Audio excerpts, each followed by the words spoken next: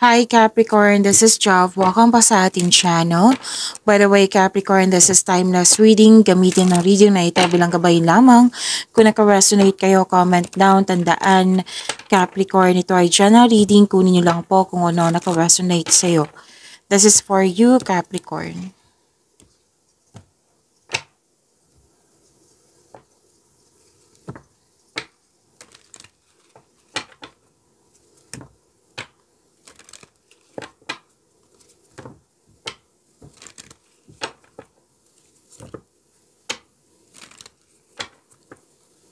This is for you, Capricorn.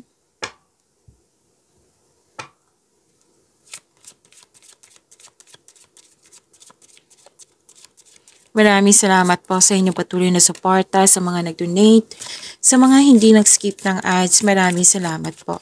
Sa mga hindi pa nag-subscribe, subscribe na po kayo at click bell notification para malaman nyo na may bago tayong video. Para sa mga gusto magpa-reading po, comment po kayo ng personal reading. Again, comment kayo ng personal reading and check my reply sa comment section.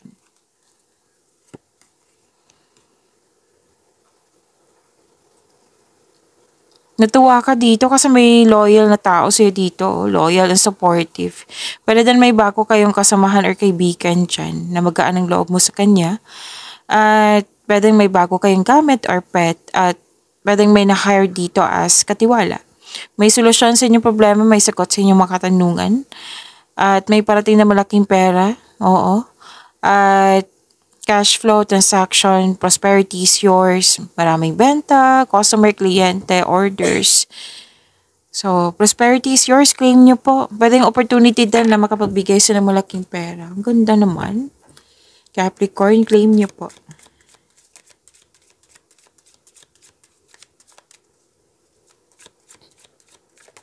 Energy ni Capricorn. Para sa mga bago dito, kung may napansan kayo na repeating message, yan po yung pinupush ng card sa inyo. Like for example, nanood kayo sa video reading nyo sa monthly, weekly, and daily. At may napansan kayo na repeating message. Yan po yung pinupush ng card sa inyo. Na kailangan yung bigyan ng atensyon, solusyon at aksyon kung maaari po. So, na yung energy ni Capricorn.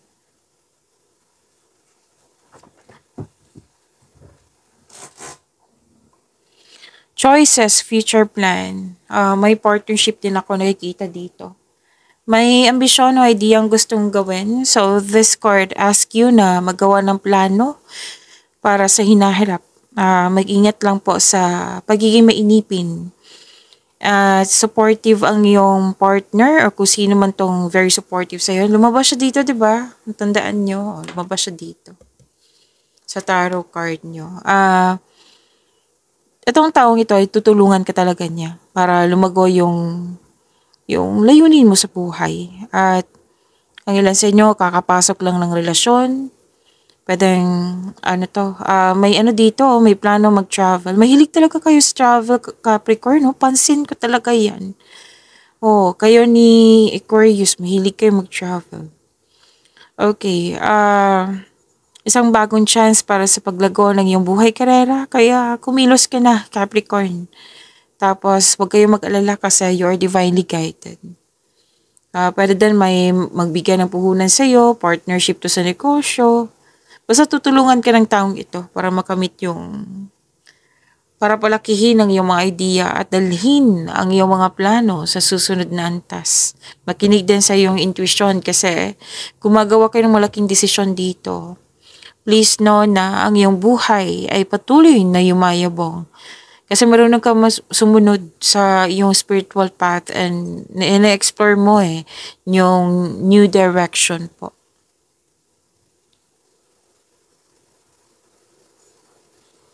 Huwag kayong mag-isip ng hindi mabuti ha. Like, yung self-deception na about the truth, like, sa relationship ba to, sa situation ba ito, sa behavior ba ito.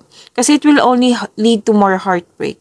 Yung lalo na't hindi nangyari, huwag kayong mag-isip ng ganyan. Kasi, yun nga, it will only lead to more heartbreak po. Pero din may natuklasan ka na may hindi totoo sa iyo, may nagsinungaling, may tinatago, plastic, or mahilig magmanipula. na may agawin siya sa'yo. Yan. Pwedeng nagtiyaga ka, nagtiis, or actively executing a plan, or depensa, na paglalagay ng depensa. May nakita kong ganyan eh. So, sana'y ma-overcome niyo po ito.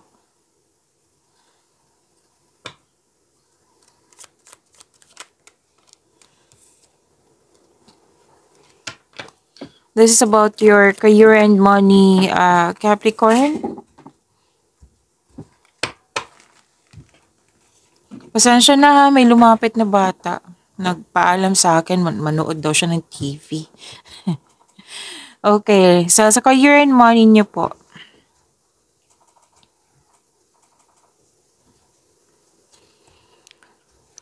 Long-term abundance and steady progress.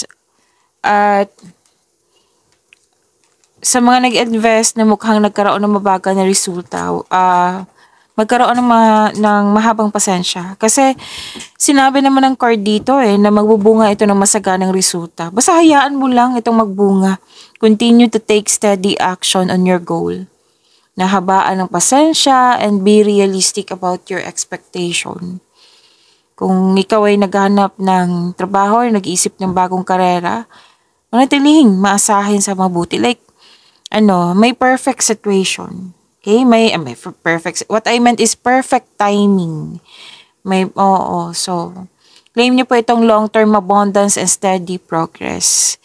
And para hindi kayo ma-burnout, kasi nakikita ko dito na magiging busy ka, gumawa ng konkretong plano para magtagumpay itong gawain mo. Okay?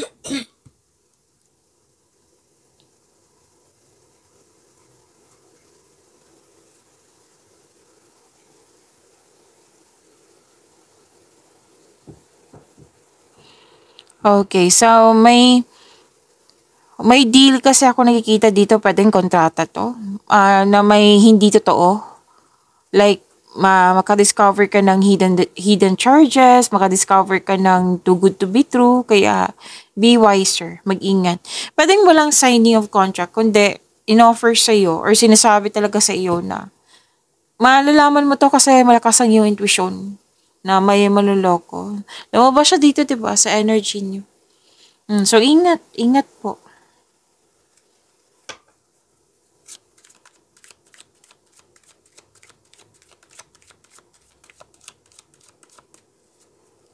Career and, okay. Love life, self-love, partnership, and romance ni Capricorn.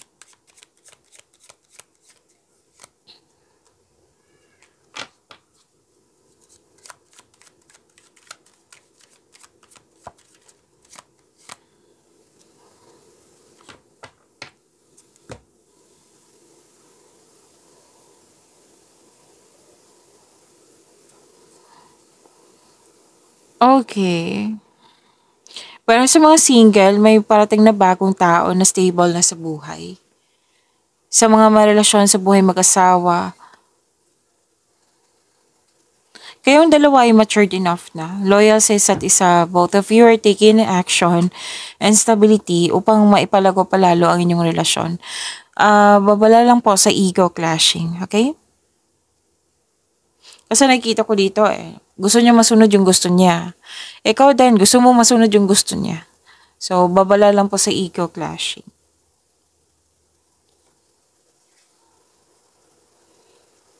Para sa mga single, makakaranas ka ng hirap sa pagtanggap ng bagong tao sa buhay. Actually, gusto mong pumasok sa bagong relasyon, pero aminado ka dito na guarded ka. So, that's normal. It might be may trauma sa nakaraan. So, try to fix and forgive yourself first. Oo. Bago tumangkap ng relasyon. Upang sa kayo ay magaan ang iyong pakiramdam at isipan para harapin ang bagong yugto ng iyong pag-ibig. Okay? Ng iyong buhay pag-ibig. Para sa mga relasyon sa buhay mag-asawa, mahabang pasensya mo sa inyong partner. Dalawang card mismo nagsabi dito, di ba? Na sinabi ng card nyo kanina na babala sa ego clashing. May talaga, may concern sa mataas ang ego. Pride, oo. Nakaramdam ka ng pagod pero ayaw mo sumuko sa inyong relasyon. Ang advice ng card dito, subukang maglaan ng oras para mag-usap kayo tungkol sa inyong concern.